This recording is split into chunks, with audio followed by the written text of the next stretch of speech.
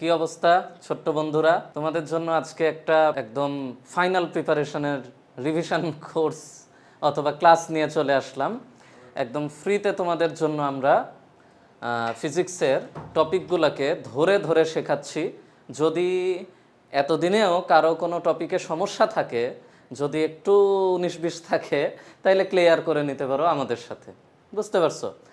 আমি মোহাম্মদ শাকিব রহমান তোমাদের সাথে আছি ফিজিক্সের ইনস্ট্রাক্টর হিসেবে আই এডুকেশনে। আজকে আমরা ফিজিক্সের একটা খুবই ইন্টারেস্টিং চ্যাপ্টার নিয়ে আলোচনা করব তোমাদের সাথে একটুখানি। চ্যাপ্টারটা খুবই গুরুত্বপূর্ণ এবং পরীক্ষায় আসার মতো একদম মাস্ট নিডেড একটা চ্যাপ্টার। সেটা তুমি এসএসসি যে ব্যাচই হও না কেন, এসএসসি 25, 26, 27 যা খুশি তাই হও, সমস্যা নাই। তো আজকে তোমাদের সাথে আমি আছি মোহাম্মদ শাকিব রহমান। আর আজকে আমরা পড়ব হচ্ছে বল। বুঝছো? আজকে আমরা পড়ব ফিজিক্সের বল চ্যাপ্টারটা। বল চ্যাপ্টারটা খুবই ইন্টারেস্টিং, খুবই সহজ এবং খুবই মাধুর্যপূর্ণ একটা অধ্যায়। বুঝছো? তো এখন বল পড়তে গেলে প্রথমে আমাদের কয়েকটা জিনিস পড়তে হবে, যেটাকে আমরা বলি হচ্ছে জড়তা। দেখো জড়তা কি জিনিস। নিউটনের আমরা 3টা সূত্র পড়ছিলাম। নিউটনের 3টা সূত্রের মধ্যে একদম ফার্স্ট সূত্রটা হচ্ছে জড়তাকে ডিফাইন করে। জড়তা হচ্ছে যে আমরা যেভাবে আছি সেভাবেই থাকতে চাওয়ার ইচ্ছাই হচ্ছে জড়তা। তার মানে জড়তা হলো কোনো বস্তু যেভাবে আছে সেভাবেই থাকতে চাওয়ার ইচ্ছা, এটাকে বলে জড়তা। এর মানে কি? এই জিনিসটার মিনিংটা একটু তোমাদেরকে বুঝতে হবে যে কোনো বস্তু যেভাবে আছে সেভাবে থাকতে চাওয়ার ইচ্ছাই তার জড়তা, বা সেভাবে থাকতে চাওয়াই তার জড়তা, বা জোর করে সেভাবে থাকাই হচ্ছে জড়তা। এর মানে হচ্ছে যদি কোনো বস্তু স্থির থাকে, স্থিতিশীল বস্তু আজীবন স্থিতিশীল থাকতে চায়, আর যদি কোনো বস্তু গতিশীল থাকে তাহলে আজীবন সে তার ওই নির্দিষ্ট সমবেগে ওই সেম গতিতেই সারা জীবন থাকতে চায়। তার মানে ও যেমনে আছে অমনেই থাকতে চায় সারা জীবন ভরা। এটাকে বলা হয় জড়তা। অ্যাজ ধরো যে এখানে একটা আমরা গ্রাফ আঁকাই, যদি এটা টাইম, আর এইখানে দিলাম মনে করো এটা হলো টাইম, আর এইখানে দিলাম মনে করো যে দূরত্ব এস, স্মরণ হতে পারে, দূরত্ব হতে পারে। তা আমি যদি এইরকম একটা গ্রাফ আঁকাই, এই বস্তুটা কি বস্তু বলো তো? এখানে গ্রাফ অ্যানালাইসিস তোমাদের জন্য খুবই গুরুত্বপূর্ণ, এটা মাথায় রাখবা। যে কোনো জায়গায় physics, chemistry, math, biology, even তোমরা যদি কেউ আর্টস কমার্সের স্টুডেন্টও হও তারও গ্রাফ বুঝতে হবে। আমার মনে হয় তোমরা যারা, যদি তোমাদের পরিচিত বন্ধু বান্ধবী, প্রিয়জন অপ্রিয়জন কেউ যদি আর্টসে পড়ে, ইকোনমিক্স পড়ে, ওর তো গ্রাফে ভর্তি আমি মনে করি, তাই না? আচ্ছা দেখো, ধরো যে এটা হচ্ছে এস, এস মানে স্মরণ বা দূরত্ব, আর এটা হলো টাইম বা সময়। তো যেটা হয় যে আমরা দেখতেছি যে সময় বেড়ে যাচ্ছে কিন্তু এস বাড়তেছে না। এস এর মান বাড়তে গেলে তাকে হয় উপরে উঠতে হইতো, না হয় নিচে নামতে হইতো। তো এস ফিক্সড আছে কিন্তু টাইম আগায় যাচ্ছে সামনের দিকে। এর মানে হচ্ছে যে সময় যায় কিন্তু অবস্থানের কোনো পরিবর্তন হয় না। এই জিনিসটাকে বলা হয় স্থির বস্তু। জিনিসটাকে বলা হয় স্থির বস্তু। তার কারণ সময় ঠিকই যাচ্ছে। ধরো এখানে ছিল সময় 0 সেকেন্ড, এখানে 5 সেকেন্ড বা 0 মিনিট, 5 মিনিট, ধরো 10 মিনিট, 15 মিনিট, 20 মিনিট সময় হয়ে গেছে। ও যেই দূরত্বে ছিল, যে এইটুকু যে ধরো যে 10 মিটারে ছিল, যেখানে ছিল ওখানেই রয়ে গেছে। যদি গ্রাফটা এমন হইতো, ধরো যে তোমাদের জ্ঞাতার্থে আমরা যদি একটু দাগ দেই, ধরো গ্রাফটা যদি এমন হইতো, তাহলে কি হতো?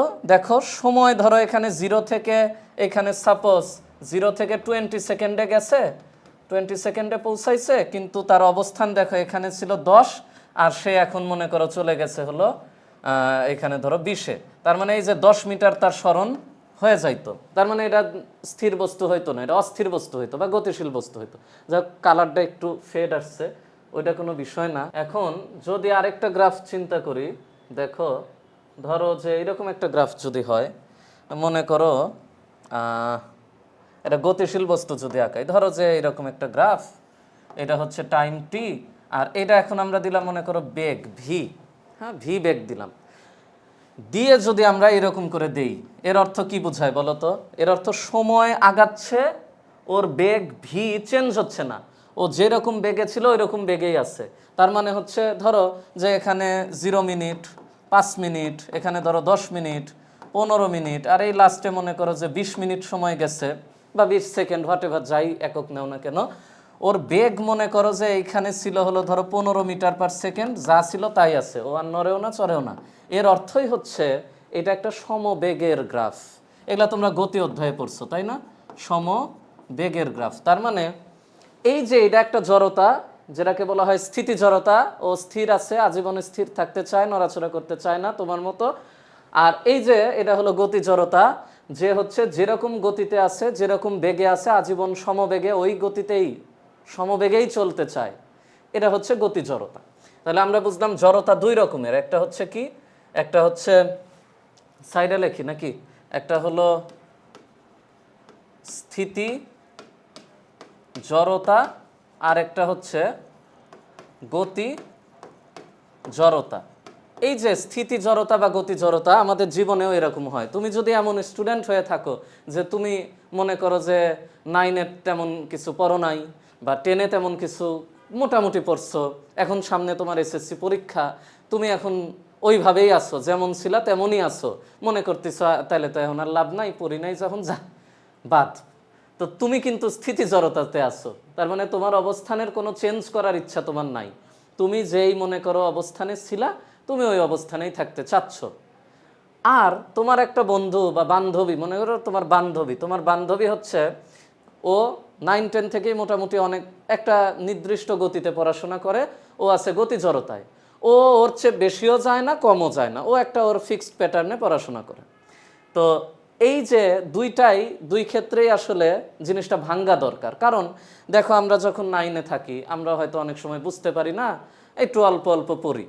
যখন 10-এ উঠি আমরা তখন সিরিয়াস হই, হায় হায় এত পড়া, এত তাহলে সিরিয়াস অবস্থা, পড়তে হবে অনেক বেশি।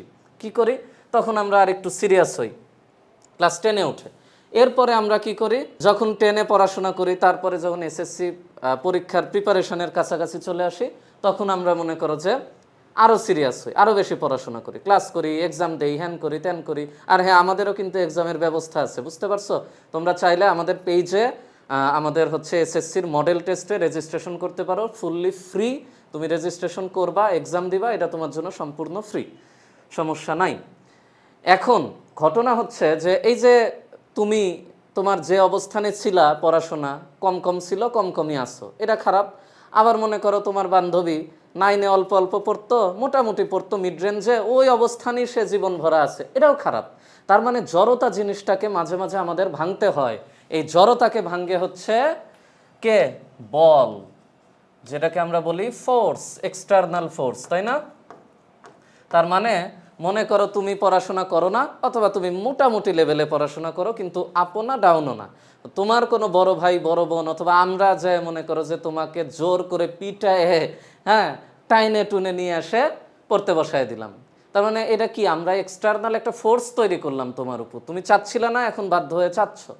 তোমার যে অবস্থাটা ছিল, তুমি মনে করো এরকম অবস্থায় ছিলা, এরকম ফিক্সড একটা অবস্থায় ছিলা, ধরো স্থিতি জড়তায় ছিলা, আমরা যে তোমাকে জোর করে ঠেলে ঠুলে মারে মুড়ে তোমার অবস্থান চেঞ্জ করার চেষ্টা করলাম, বা তোমাকে আর একটু মানে ধরো যে দূরত্ব বাড়ায় দিলাম আর কি। অথবা তুমি একটা নর্মাল গতি জড়তায় ছিলা, তোমার একটা সমবেগে ছিলা, তো তোমাকে জোর করে আর একটু ত্বরণ তৈরি করে দেওয়া হলো, তোমাকে অ্যাক্সিলারেট করা হলো, তোমার গতি জড়তাটাকে ভাঙ্গা হলো। এই ব্যাপারগুলো হচ্ছে কি বল প্রয়োগে হয়, বুঝতে পারছো? আমার এখনো মনে আছে, আমার একটা স্টুডেন্ট ছিল, ও এখন ইঞ্জিনিয়ারিং পড়তেছে।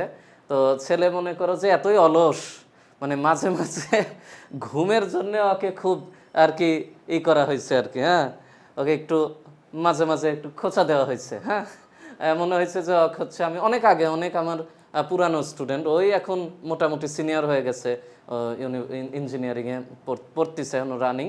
তো মাঝে মাঝে ওকে হচ্ছে এমনও হয়েছে আমি যে ঘুম থেকে টাইনে তুলে পড়াইছি, এমন অবস্থাও হয়েছে। আমার খুব পছন্দের একজন স্টুডেন্ট। তো যাই হোক, ওর নাম হচ্ছে বিশ্বজিৎ, বুঝছো? তো বিশ্বজিৎ এক মাঝে মাঝে এখনো মনে পড়ে ওই স্মৃতিগুলা, যে চ্যাংরা ঘুমায় থাকে, ও যে টাইনে তুলে জোর করে পড়াইছি। হ্যাঁ, এই আমার এলাকার ছোট ভাইয়ের মতো আর কি। তো যাই হোক, তো বল হচ্ছে এই জিনিসটা যেটা বাহ্যিকভাবে প্রয়োগ করলে কোনো বস্তুর জড়তা নষ্ট হয়ে যায় বা জড়তাকে ব্রেক করে। অর্থাৎ বল হলো এমন জিনিস যেটা বাহ্যিকভাবে প্রয়োগ করার কারণে স্থির বস্তু স্থির থাকে না। তার মানে কয়েকটা ঘটনা ঘটে, একটু যদি আমরা দেখি, সেটা হচ্ছে যে হতে পারে স্থির বস্তু গতিশীল হতে পারে, অর্থাৎ স্থির বস্তু আর স্থির থাকে না, মানে স্থিতি জড়তা নষ্ট হয়ে যায়। এখন গতি জড়তার কি হয়? গতি জড়তারও তো অনেক কিছু হতে পারে, তাই না? গতিশীল বস্তুর ক্ষেত্রে কি হবে? গতিশীল বস্তুর হয় সেটা স্থির হয়ে যেতে পারে, মানে গতিশীল বস্তু থামেও দিতে পারি, এটাও একটা হতে পারে। অথবা গতিশীল বস্তুর গতির মান পরিবর্তন হতে পারে। কারণ গতিশীল বস্তু ধরো সে 5 মিটার/সেকেন্ড গতিতে বেগে যাচ্ছিল, আমি ওইটাকে আরেকটু মনে করো বল প্রয়োগ করে দিলাম, এখন তার একটা অ্যাক্সিলারেট হয়ে তার শেষ বেগ হয়ে গেল 10 মিটার/সেকেন্ড। তাহলে এই যে ওর গতির মানের পরিবর্তন হতে পারে। আবার আরেকটা জিনিস হতে পারে যে গতির দিকের পরিবর্তন হতে পারে। তার কারণ কি? একটা বস্তু মনে করো যে এদিক দিয়ে যাচ্ছিল, আমি এখানে একটা বল যদি প্রয়োগ করি, ফোর্স, তাহলে সে হয়তো বা এদিকে একটা শেষ বেগ নিয়ে ছুটে চলে যাবে। তার মানে যেহেতু গতিশীলের গতি একটা ভেক্টর রাশি, তাহলে ভেক্টর রাশিকে চেঞ্জ করা যায় দুইটা জিনিস দিয়ে, একটা হলো ভ্যালু আর একটা হলো ডিরেকশন। তাহলে জড়তাকে ভাঙতে গেলে বা গতি জড়তাকে ভাঙতে গেলে দুইভাবে ভাঙা যাবে, একটা হলো ভ্যালু চেঞ্জ করে ভাঙা যায়, একটা ডিরেকশন চেঞ্জ করে ভাঙা যায়। যেমন স্থির বস্তু গতিশীল হয়, এইটা হচ্ছে ওর নর্মালি মনে করো স্থিতি জড়তা ব্রেক হয়, হ্যাঁ। কিন্তু গতিশীল বস্তু যে অলরেডি ভেক্টর রাশিতে আছে, তাকে আমি ব্রেক করব কিভাবে, তার জড়তা ভাঙবো কিভাবে? হয় গতিশীল বস্তুকে স্থির করে দিব, জড়তা ভেঙে যাবে, অথবা গতিশীল বস্তুর গতির মান পরিবর্তন করে দিব, তাও জড়তা ভাঙবে, অথবা গতিশীল বস্তুর গতির দিক চেঞ্জ করে দিব, তাও জড়তা ভেঙে যাবে। সোজা বাংলা ভাষায় বল হচ্ছে সেই জিনিস যেই জিনিস কোনো একটা বস্তুর জড়তাকে ভেঙে ফেলে।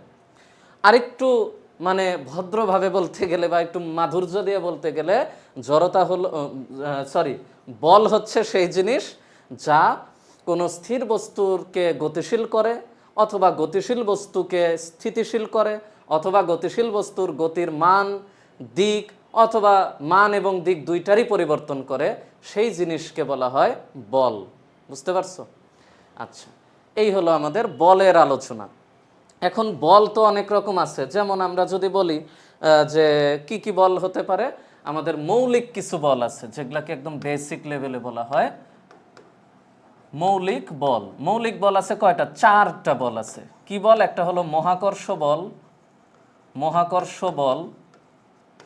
মহাকর্ষের আন্ডারেই একটা জিনিস হলো অভিকর্ষ। যেমন যদি আমি বলি যে একটা বুধ গ্রহ আর একটা শুক্র গ্রহের আকর্ষণ, এটা হলো মহাকর্ষ বল। আর যদি আমি বলি যে পৃথিবী আর মনে করো তোমার আকর্ষণ, এটা অভিকর্ষ বল হতে পারে, মহাকর্ষ হতে পারে। মানে সব